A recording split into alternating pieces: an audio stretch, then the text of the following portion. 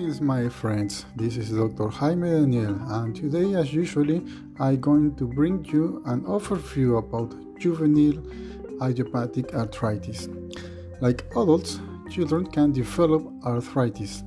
The most common type of chronic or long-standing arthritis that affects children is called juvenile idiopathic arthritis.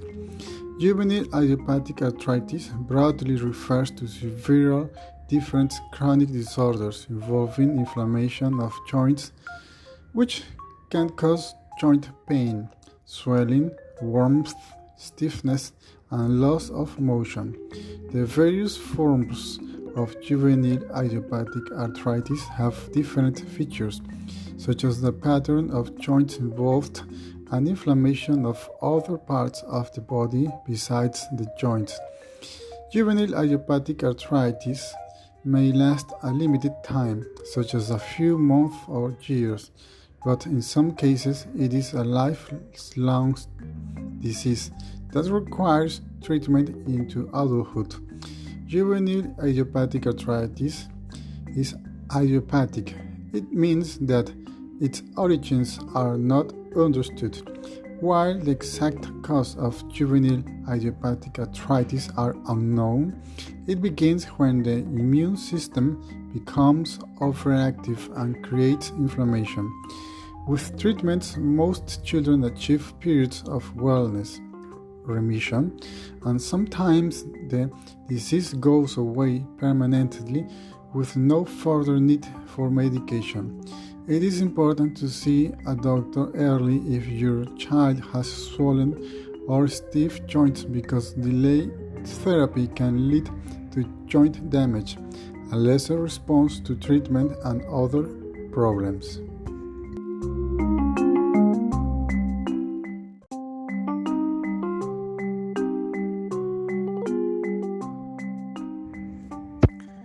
By definition, juvenile idiopathic arthritis begins in children with adolescents before the 16th birthday.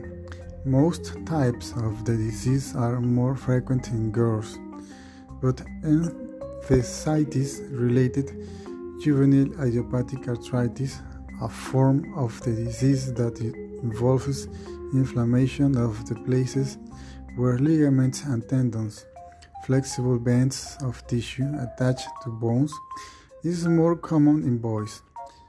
Systemic juvenile idiopathic arthritis, a rare type of juvenile idiopathic arthritis that features fever rash, affects boys and girls equally. Children of all races and ethnic backgrounds can get the disease. It is very rare for more than one member of a family to have juvenile idiopathic arthritis, but children with a family member with chronic arthritis, including juvenile idiopathic arthritis, are at a slightly increased risk of developing it. Having a family member with psoriasis is a risk factor for a form of juvenile idiopathic arthritis called psoriatic juvenile idiopathic arthritis.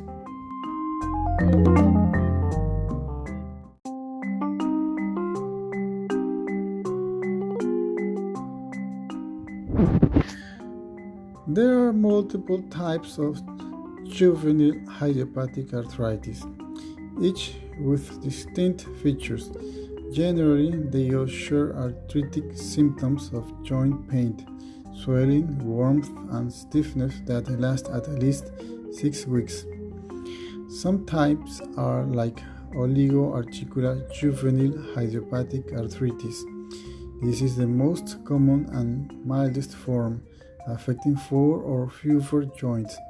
It is considered persistent if symptoms continue for 6 months or longer, and extended if 5 or more joints become involved after 6 months of illness.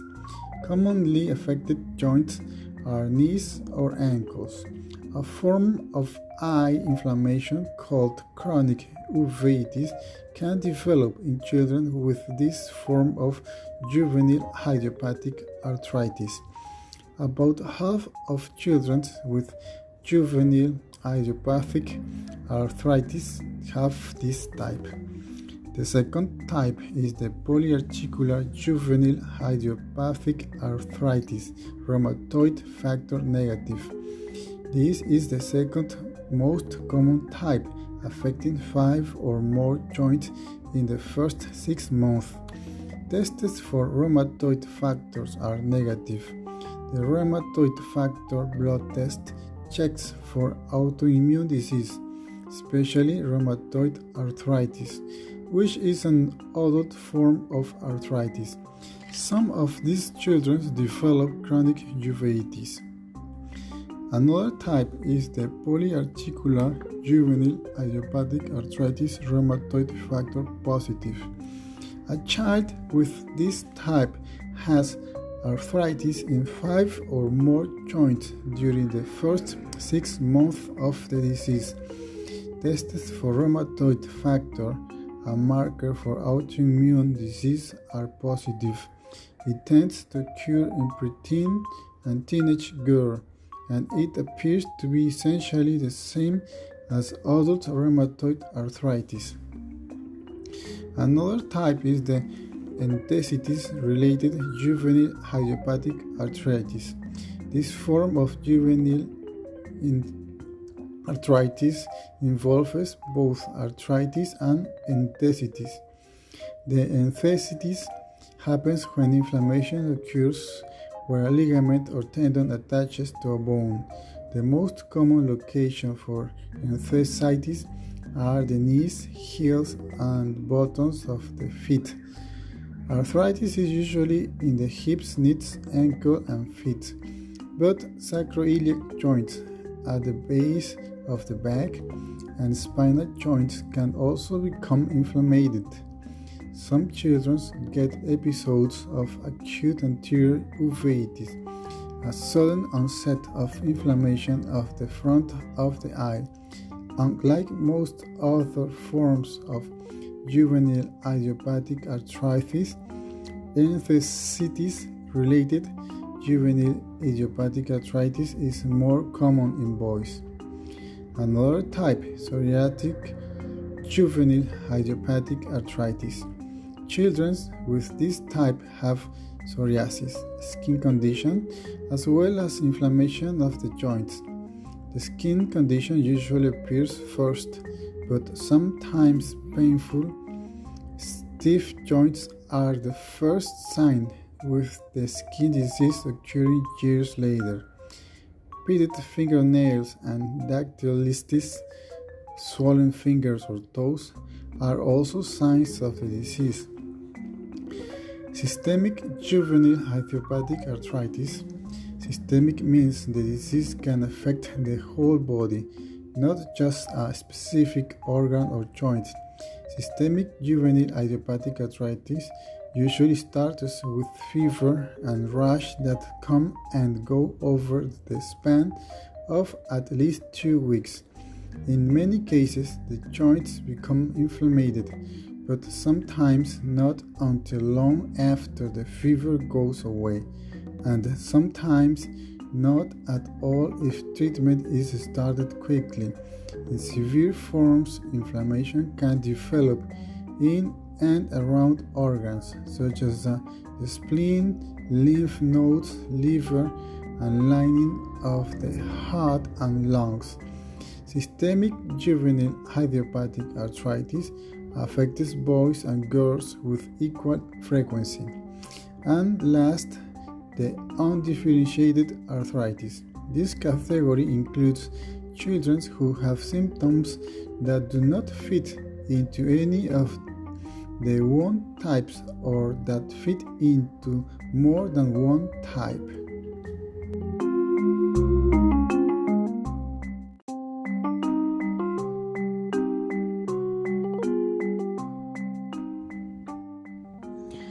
Symptoms of juvenile idiopathic arthritis vary depending on the type, but all forms share persistent joint pain, swelling, warmth, and stiffness that are typically worse in the morning and after a nap or prolonged sitting. The pain may limit movement of the affected joint, although many children, especially younger ones, will not complain of pain. One of the earliest signs may be limping in the morning due to disease in one or both legs.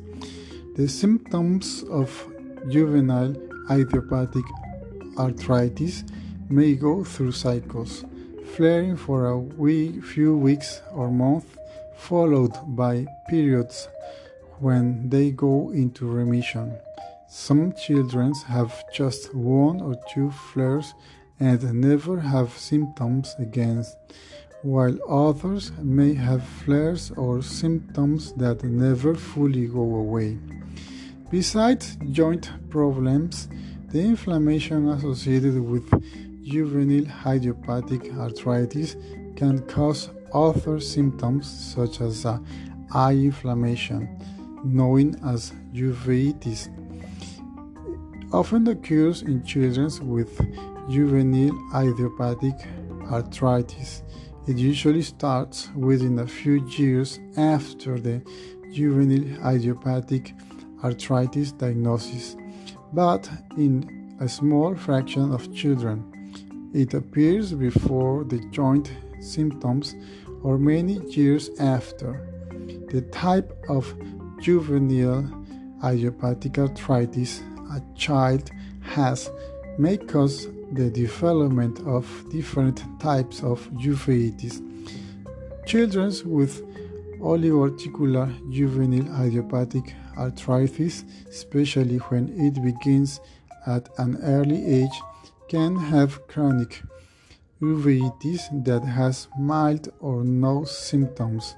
Children with polyarticular juvenile idiopathic arthritis without rheumatoid factors or with psoriatic juvenile idiopathic arthritis are also at risk. Enthesitis-related juvenile idiopathic arthritis and some children with psoriatic juvenile idiopathic arthritis can have episodes of acute anterior uveitis, which has a sudden onset and causes eye pain, eye redness, and sensitivity to light. If left untreated, uveitis can lead to eye problems such as cataracts, glaucoma, and vision loss. So it is important for children with juvenile idiopathic arthritis to have frequent eye exams. Skin changes depending on the type of juvenile idiopathic arthritis a child has. He or she may develop skin changes. Children with systemic juvenile idiopathic arthritis who have fever can get a light red or pink rash that comes and goes. Psoriatic juvenile idiopathic arthritis can develop scaly red patches of skin. Psoriatic juvenile idiopathic arthritis can also cause pitted nails and dactylitis, known as swollen fingers or toes. Polyarticular juvenile idiopathic arthritis with rheumatoid factors can get small bumps or nodules on parts of the body that receive pressure, such as from sitting. Fever. In some patients with systematic juvenile idiopathic arthritis typically have daily fevers when the disease begins or flares. The fever usually appears in the evening and the rash may move from one part of the body to another, usually happening with the fever. Patients with other types of juvenile idiopathic arthritis do not generally develop fevers. Growth problems, inflammation in children with any type of juvenile idiopathic arthritis can lead to growth problems depending on the severity of the disease and the joints involved. Bones near inflamed joints may grow too quickly or too slowly. This can cause one leg or arm to be longer than the other, or can result in a small or misshapen chin. Overall growth also may be slowed if the disease is severe. Growth normally improves when inflammation is well controlled through treatment.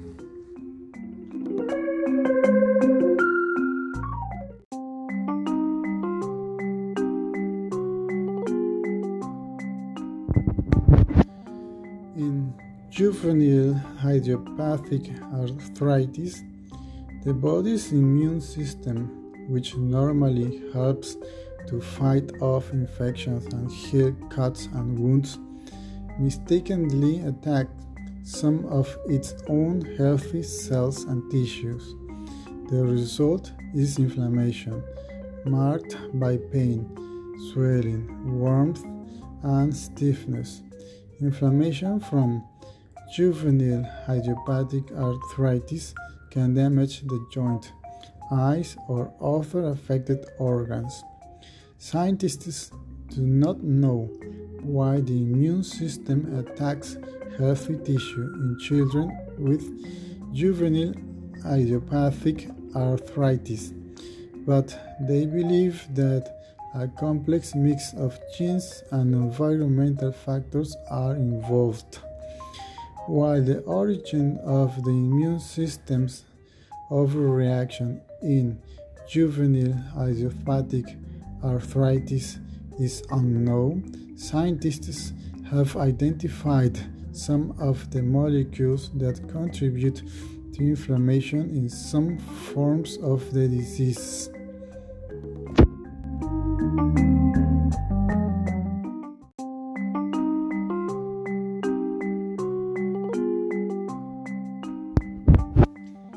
There is no single test that doctors can use to diagnose juvenile idiopathic arthritis. However, they may suspect that a child has the disease if he or she is younger than age 16 and has unexplained joint pain, stiffness, or swelling that has lasted for at least 6 weeks. Doctors usually diagnose juvenile idiopathic arthritis, ruling out other conditions that have similar features. In order to do that, they will use your medical history and physical exam. Also, they may ask you to get some lab tests.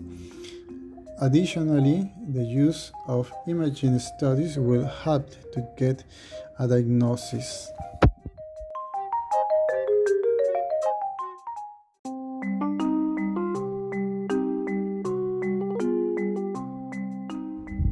And when you start your treatment, you need to get some goals in order to improve your health care condition.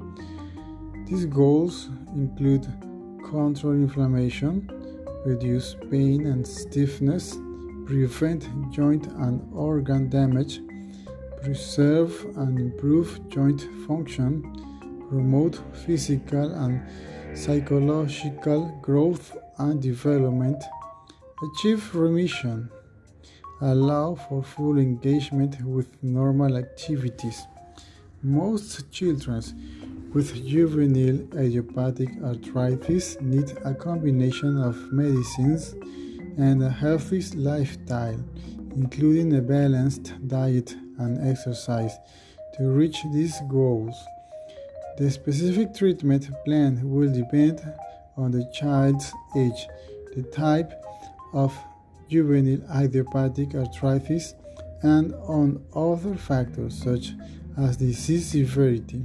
In general, doctor will treat the disease aggressively early on, tapering off medications once remission is reached.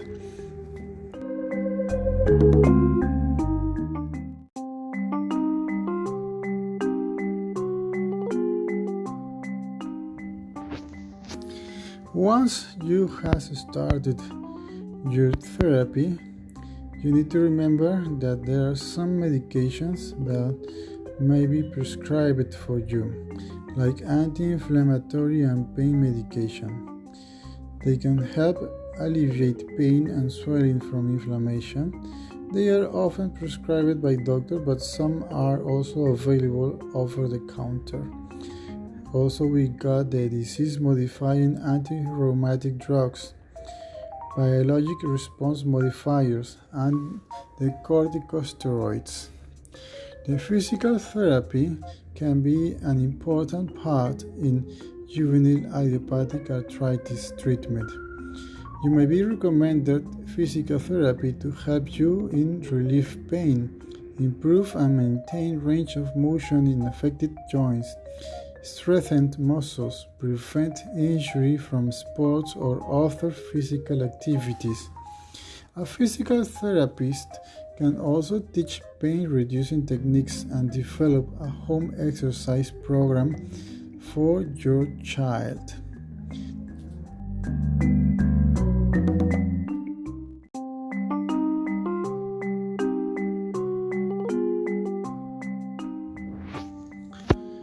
Living with juvenile idiopathic arthritis affects the entire family. All family members must cope with the special challenges of the disease. Having juvenile idiopathic arthritis can strain your child's participation in social and after-school activities and make schoolwork more difficult.